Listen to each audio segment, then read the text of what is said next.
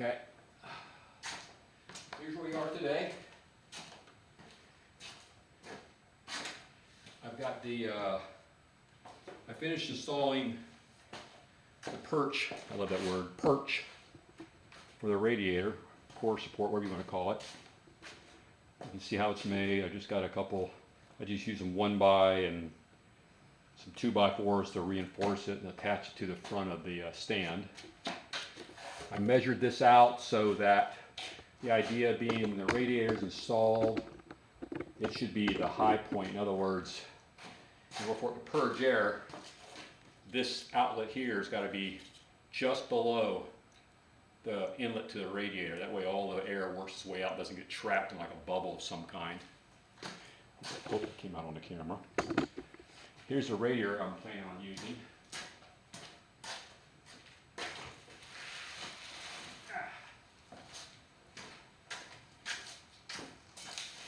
Don't drop the radiator. Gonna go something like that. I'll probably put a piece of foam, take a little bit of the shock out at the bottom of the radiator where it's sitting on the plywood. I'm not sure how I'm going to support it. I mean, it'll pretty much stand upright just because the hoses are in place. So I don't know. That's what I did on the other stand, but I never really liked the way the radiator could move. So I was thinking about putting electric fans on, but now that I'm getting a little bit closer, I think I'm going to pull the fan off that, mount it here, at least get the radiator installed so that if I wanted to run the crankshaft mounted, crankshaft operated fan, I could do that without any interference problems.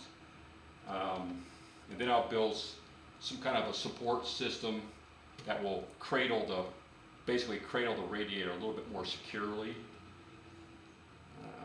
But anyway, that's where we are right now. We're getting close. I also got some plugs to hook up the alternator. I'll be doing that soon to the regulator. This has an external regulated alternator, and I have to plug that in.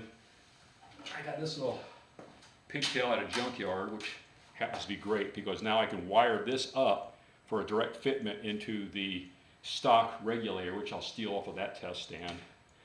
With that set up, I should be able to charge and swap the regulator out easily. So that'll be going in. I also got a field coil plug that fits into the back of the radiator. So that's nice. So I'll be able to hook all that up, make that fully functional. I had my buddy Jeff over today to show him the running engine.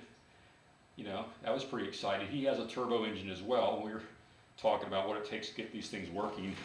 And the funny thing happened on the way to the engine run.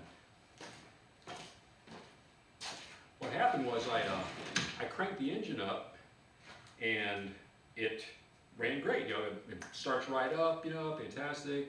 We're sitting there going, you know, patting ourselves on the back, how great these engines are, blah, blah, blah, blah, blah. Turn it off, because, you know, there's no cooling system. Why you run it for, you know, a minute? And then we were discussing about, you know, I had him help me check for air leaks. I smoked it out, had him look around for any smoke leaks. We found a few that was minor, but could be taken care of easily. Then I just said, hey, just one more time, let's start it and run it, right? Well, guess what? Crank, crank, crank, crank, crank, no start. So I got, holy smokes, I got no start. So all that yak about how great it is just went right out the window. We putzed around with it, tried double checking some connectors at the computer. We checked the fuse links, we checked the spark plugs, we were blah, blah, blah, blah, blah. Ultimately, my troubleshooting was no spark. We determined there was no spark simply by pulling a spark plug and hooking one up externally, and there was no spark happening. Which was kind of odd because it did kind of sputtered one time, but then we never got to do it again. So we were not getting any spark for sure. So my first thing to do was I checked the signal at the transistor circuit that fires the coil, which is right down in here. This right here is a signal wire, okay? That comes from the ECU and is what triggers the the transistor to ground the coil and fire the plug. Nothing was happening there. I mean, well, how do you know there's nothing happening there, Dave? Well, first I checked to make sure that the ground was good, that the transistor unit was connected to. I also checked to make sure that the coil was getting positive when the EFI relay clicked on. It was. So the only thing that wasn't happening, the transistor wasn't firing. So I don't have an easy to use scope. I have a scope, but it's really old school. You know, it's got a CRT, and I didn't feel like breaking out the scope to look for the signal at that connection I just showed you. So what I did was I took my my digital voltmeter, which happens to have a frequency setting. Can't remember where it was, but it says hertz, and you can tell you the frequency of a wave. I don't know if it has to be square, sine, or whatever, just on, off, anything. But I figured, well, if there's a signal going to that transistor, it should be going at some frequency. So sure enough, I hooked up my scope. I hooked up my digital voltmeter, set the hertz, clipped on ground, and clipped on that signal lead I just showed you. Nothing, zip. Well, I take that back. One time when I had Jeff crank it for me, I saw something pop up for a second, then it went away immediately and couldn't get it to work again. So I go, that was strange. I'm getting an intermittent signal at best, or nothing, mostly nothing, and it just wasn't cranking. So, yeah, I thought, well, it was the ECU. Ultimately, just to tell you what happened was there's I figured it's not triggering for whatever reason. So there's a plug on this distributor. Make sure you're in the frame. I'll get closer. Right here. Okay, this coil wire, this wire right here is plugs into this distributor, comes back out on this coil. Okay. First thing I did is I checked to make sure one of the hot leads from the EFI goes to this coil, and that was getting power, so I knew it was getting power. But anyway, I unplugged it, spritzed it with some contact cleaner, plugged it back in, bingo, starts right up. So the bottom line is, we know these engines have a lot of electrical components to it, a lot of electrical connectors, and they're 40 years old. Corrosion sets in. You need to really be diligent about going over every single connector. Everywhere there's something that gets connected to something else, you got to suspect that. And I kind of did that quickly on the injectors. I spritzed those, and but obviously I'm going to, in order for reliability's sake, and this is the reason why you have a test stand, is ultimately for reliability. Turn the light on. Kind of dark. Ultimately for reliability, putting it on a test stand lets you put some serious time running it to check to see how things are working, make sure you don't have any glitches.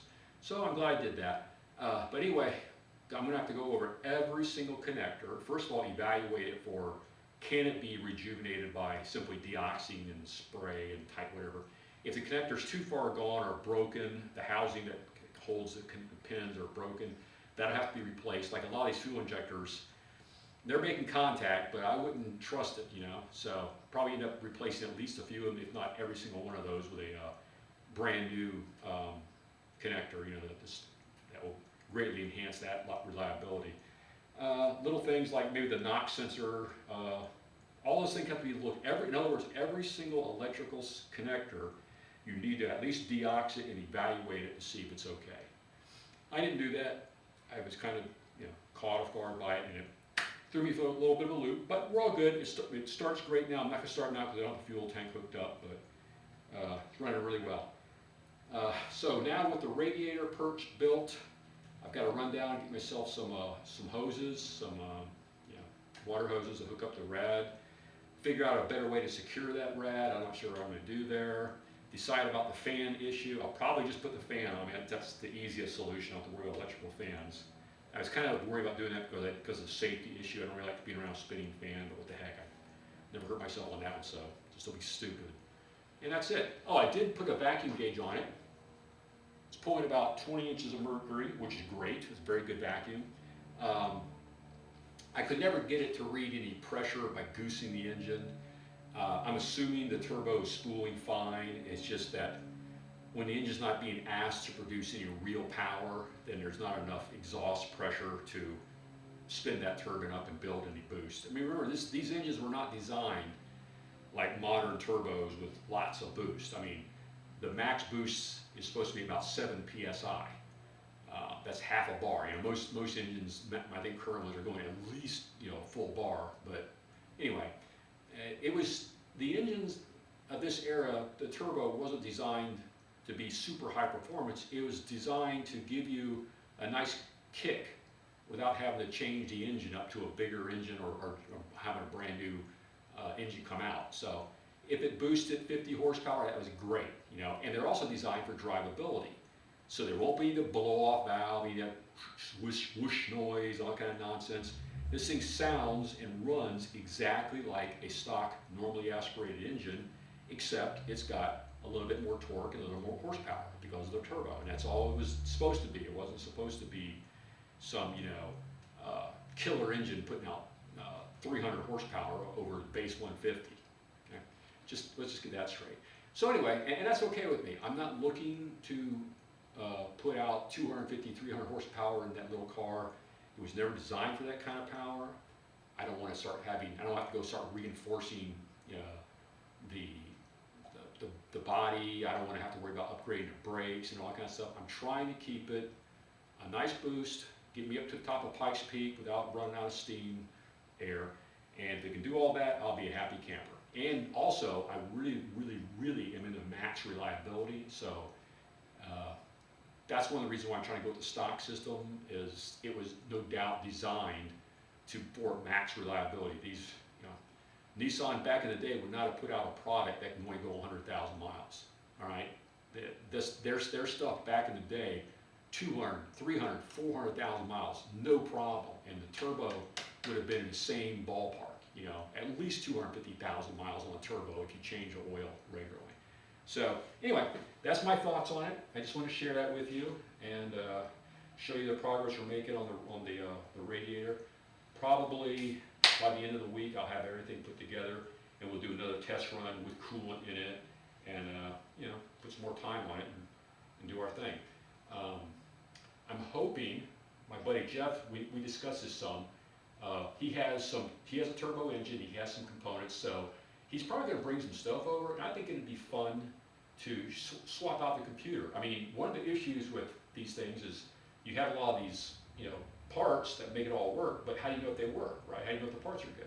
Well, the only way to really know if the ECU works is to put it into a known working system. So just plug in his ECU. If it works, he's got a good ECU. If his distributor works, he's got a good distributor. Those kind of things we can test pretty easily, and I'm kind of looking forward to helping him out with that. I've even offered him to say, hey, bring your long block over. You know, we'll just swap the intake and exhaust onto yours and test out your base engine, because he's got a turbo engine too that I'd really, really, really love to see him get that thing moving. But that's a little bit further down the line. In the meantime, I got to finish tidying up. There's a few of those vacuum lines I didn't replace, I should have. We'll take care of that.